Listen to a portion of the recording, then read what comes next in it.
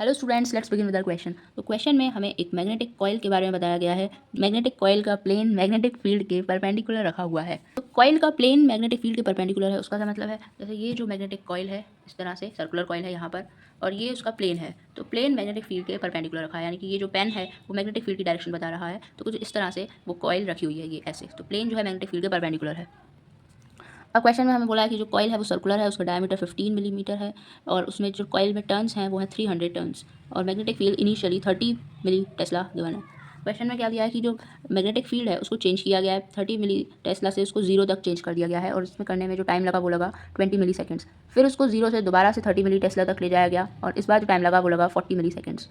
तो हम जानते हैं कि जो मैग्नेटिक फ्लक्स जो होता है वो क्या होता है?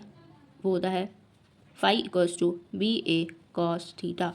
तो मैग्नेटिक फ्लक्स अगर हम चेंज करना चाहते हैं तो या तो हमें बी चेंज करना होगा, या तो एरिया चेंज करना होगा, या तो फिर एंगल चेंज करना होगा बी और ए के बीच का। इसमें से हम कुछ भी चेंज करते हैं तो जो मैग्नेटिक फ्लक्स है वो चेंज होगा, और मैग्नेटिक फ्लक्स चेंज होने की वजह से जो ईएमएफ होता है वो क्या होता है? N D phi by D T.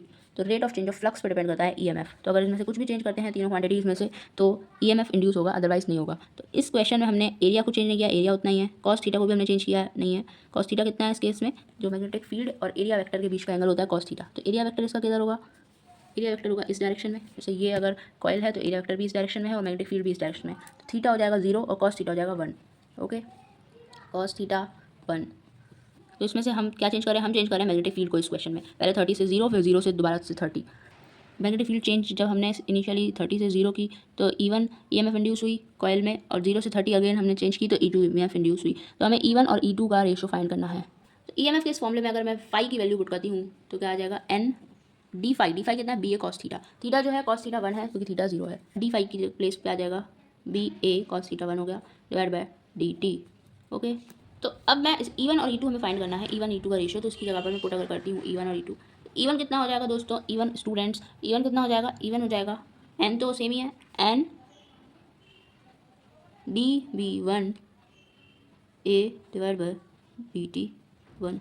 ये डी बी 1 और डी टी 1 क्या है? ये डी बी 1 है चेंज इन मैग्नेटिक फील्ड पहले कंडीशन में, एंड चेंज इन टाइम पहले कंडीशन में, मतलब कितना टाइम लगा। और जो E2 हो जाएगा वो कितना हो जाएगा? E2 इसमें डिवाइड करेंगे तो हो जाएगा N D B 2 A divide by D T 2। E1 divide by E2 जो आएगा वो आएगा N से N कैंसिल हो जाएगा, A से A कैंसिल हो जाएगा, क्योंकि एरिया और नंबर ऑफ टर्न्स चेंज नहीं हो रहे हैं। तो यहाँ पर कितना आ जाएगा? D B 1 divide by D T 1 into D T 2 divide by D B 2। Okay, तो अब हम इसमें जस्ट वैल्यूज पुट करेंगे। चेंज इन मैग्नेटिक फील्ड पहले ही सिचुएशन में कितनी थी? ये है फर्स्ट कंडीशन, यहाँ से यहाँ तक की।